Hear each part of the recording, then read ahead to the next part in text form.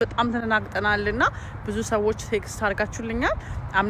ፖዝን የሆነው የሚስተካከል ነገር ነው። እሺ ነው ወርቆች አንድ ዜና ላይ የወጣ ነገር ኮንስቲቱሽኑ እስኪያጸድቀው ድረስ መንግስት እስኪያጸድቀው ድረስ ህግ አይሆንም እና አትደናገጡ። ያለውን ፕሮሰስ ይቀጥላል። ጀስት ተጠንቀቁ። ምንም አይነት አፕሊኬሽን እየሞላችሁ ከሆነ ፉድ ስታምፕ ላይ ሆናችሁ አፕሊኬሽን ባትሞሉ ጥሩ ነው። ውድ ኢትዮጵያውያን ከሰሞኑ አሜሪካን ሀገር እየወጡ ባሉት የጉዞ እገዳዎች የስደተኛ ቪዛ ጥያቄ እገዳ በተመለከተ የተደናገጣችሁ በሙሉ አትደናገጡ። እጅግ ጥሩ ወሳኝ እረፍትም የሚሰጡ መረጃዎች እየተሰሙ ይገኛሉ። ሁሉንም በዝርዝር እናስደምጣችኋለን። እናንተ ብቻ ፕሮሰስ ለመጀመር ስታስቡ ፕሮሰስም የጀመረ ዘመድ፣ ወዳጅ፣ እናት፣ አባት፣ የቤተሰብ አባል ካላችሁ የትዳር አጋርም ካላችሁ እባካችሁ ቀጥሎ እምላችሁን ነገር ጠንቅቃችሁ እንድትተገብሩት የተለያዩ ባለሙያዎች መረጃውን እያደረሱ ይገኛሉ። እኔም በዚህ ቪዲዮ ላይ የተለያዩ ጠቃሚ ናቸው ያልኳቸው በተለይ ደግሞ ቪዛ ሊያስከለክሉ ከሚችሉ ሰሞነኛ ጉዳዮች በመቆጠብ የተሳካ የቪዛ ፕሮሰስ እንድታረጉ መረጃውን እንድትሰሙ በአክብሮት እጠይቃችኋለሁ።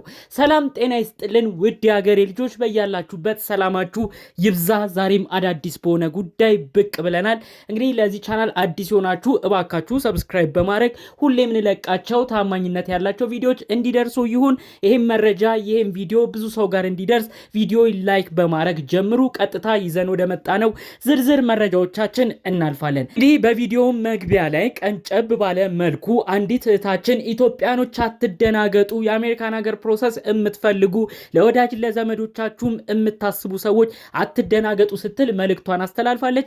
ያን ቪዲዮ ብዙ ሰው ኮመንት ላይ እንኳን አረጋጋሽን፣ ብዙ ሀሳብ ያለን ሰዎች ተጨንቀን ነበር እያሉ ብዙዎች ራሱ ቲክቶክ ላይ ይህችን ግለሰብ ሲያመሰግኑ ነበር። ጠቅለል ባለመልኩ እንግዲህ እንደ ልጅቷ አነጋገር አሁን ደግሞ የሚሰሙ ነገሮች ኢትዮጵያኖች መደናገጥ እንደሌለባቸው፣ ነገር ግን ፕሮሰሱን በሚያረጉበት ጊዜ ወሳኝ መጠንቀቅ ያለባቸውን ጥንቃቄ እንዲጠነቀቁም ጭምር ነው ብዙ ኢትዮጵያውያን የህግ ባለሙያዎች መልእክት መረጃውን የሚያደርሱት ማለት ነው። ከሰሞኑ ተከታታይ የሆኑ የሚያስደነግጡ ህግ ስደተኞችን በተመለከተ አሜሪካን ሀገር እያወጡ ነበር። ይኸውም በዶናልድ ትራምፕ ፊርማዎች የሚንቀሳቀሱ እንደሆነም ጭምር መረጃው ተሰምቷል።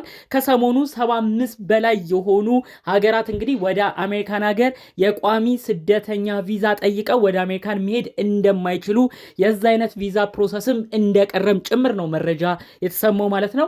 ቋሚ የምንላቸው እንግዲህ ሰው ቤተሰቡ ጋር ሲሄድ እናት አባቱ ጋር ወይም ደግሞ ልጆቹ ጋር እንዲሁም ደግሞ የትዳር አጋር ባል ሚስቱን ሲያመጣ ሚስትም ባሏን ስታመጣ በቃ ቋሚ ሆኖ ለመኖር የሚመጡትን በሙሉ ብሎክ ነበር እንዲደረግ በዶናልድ ትራምፕ ትዕዛዝ የወጣው ማለት ነው።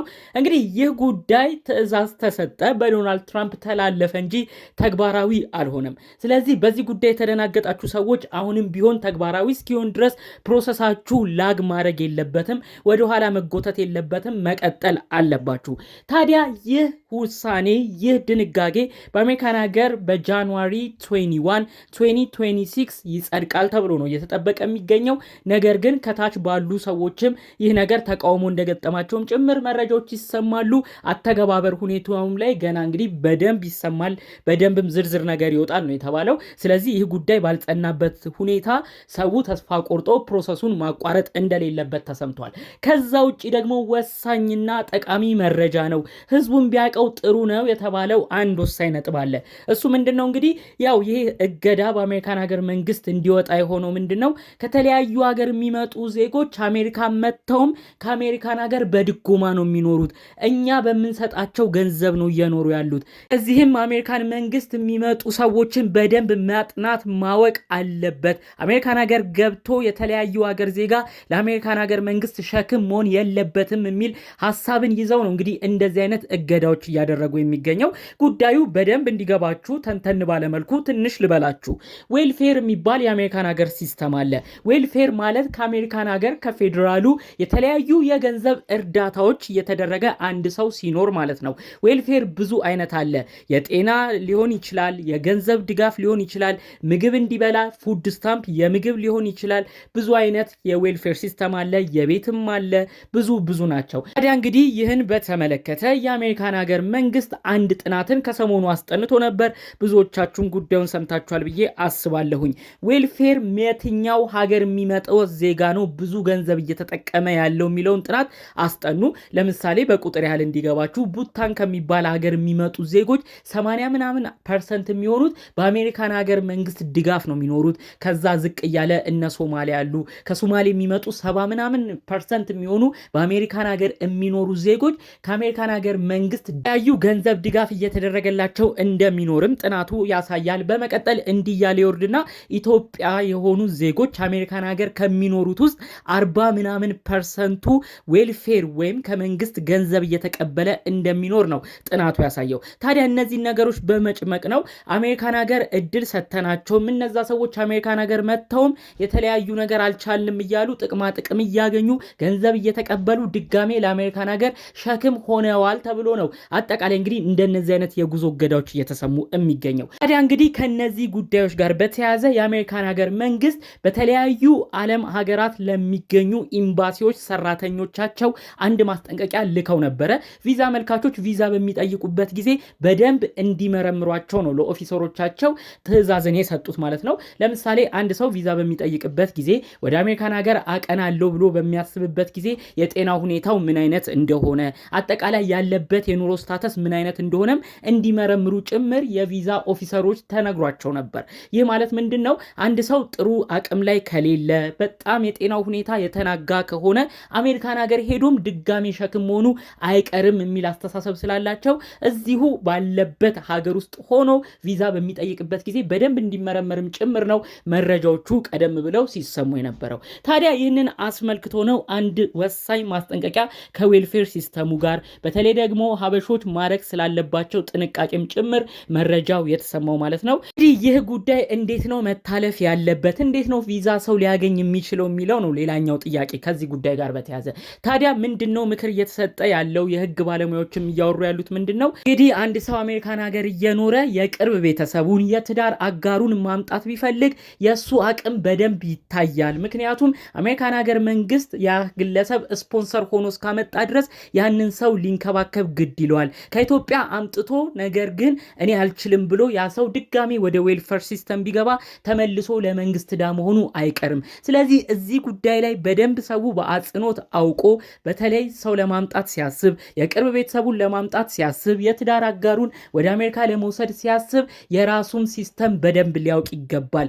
ስፖንሰር ሊሆን የሚገባው ሰውዬ ከአሜሪካን ሀገር ዌልፌር ሲስተም የተለያዩ እርዳታዎች እሱ እየተቀበለ መኖር የለበትም። ያንን ዌልፌር ሲስተም እየተቀበለ የሚኖር ከሆነ የአመልካች ኢትዮጵያ የሚገኘው አመልካች የቪዛ መሳካት እድሉ የመነመነ ሊሆን ይችላል። ምክንያቱም አሜሪካ የሚኖረውም በእርዳታ ስለሆነ ገና ከኢትዮጵያ የሚያመጣውም ግለሰብ በእርዳታ ይኖራል ብለው የመገመት ባህሪዎች ይኖራሉ። ስለዚህ አንድን ሰው ወደ አሜሪካ ለመምጣት የሚያስብ ሰው በተቻለ መጠን ሁሉን ነገር በራሱ ሲስተም እየኖረ ያንን ማሳየት ይኖርበታል። ቀጠልም ደግሞ እንግዲህ ስፖንሰር እስከሆነ ድረስ ከኢትዮጵያ የሚያመጣውን ግለሰብ ከአሜሪካን ሀገር መንግስት የተለያዩ ድጋፎች ድጋሚ እንዳያስቸግር ያንን ሰው በኃላፊነት ሊያኖረው ይገባል።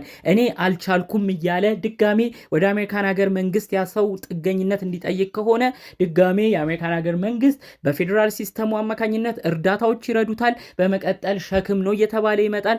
አጠቃላይ ደግሞ እንግዲህ ለሀገራችን የሚሰጠውን የቪዛ አይነትም የሚያስከለክል ይሆናል። ስለዚህ አሜሪካን ሀገር ያሉ ኢትዮጵያኖች ራሱ ይህን ጉዳይ በደንብ አጽንኦት ሰጥተው ማየት መመልከት አለባቸው። ኢትዮጵያ የሚያመጡትን ሰው ሲያስቡ አስቀድመው ራሳቸው በደንብ ችለው ያንን ሰው ሊያኖሩ እንደሚችልም ማሳየት ይገባቸዋል ሲሉ ነው መረጃዎቹ የተሰሙት ማለት ነው። አጠቃላዩ እንግዲህ ቅድም እንዳልኳችሁ ሰው ሳይደናገጥ አሁንም ፕሮሰሱን መቀጠል እንዳለበት ነው እየታመነ ያለው። አሁንም ይሄ ህጎች ወጡ እንጂ ተግባራዊ አልሆኑም። በሌላ በኩል ግን የተለያዩ አይነት ለቱሪስት ቪዛ፣ ለትምህርት ቪዛ እንዲሁም ለንግድ ቪዛ ማመልከት የሚፈልጉ ሰዎች ሙሉ ለሙሉ እነዚህን እገዳዎች የማይመለከታቸው የቪዛ አይነቶች ስለሆኑ ሰዎች ይህንን ቪዛ ጠይቀው ወደ አሜሪካን ሀገር መግባት እንደሚችሉም ጭምር ባለሙያዎች ይህንን ሀሳብ በተተነተነ መልኩ ሲገልጹ ሰምተናል ማለት ነው። እንግዲህ ጠቅለል ባለ መልኩ ከሰሞኑ ወዲያ ወዲህ ሲሉ ከቆዩት ጉዳዮች መካከል ነበር መረጃዎቹን ይዘን የመጣ ነው። በሌሎች ቪዲዮቻችን እስክንመለስ ሰላሙን ሁሉ ተመኘውላችሁ። ሰላም።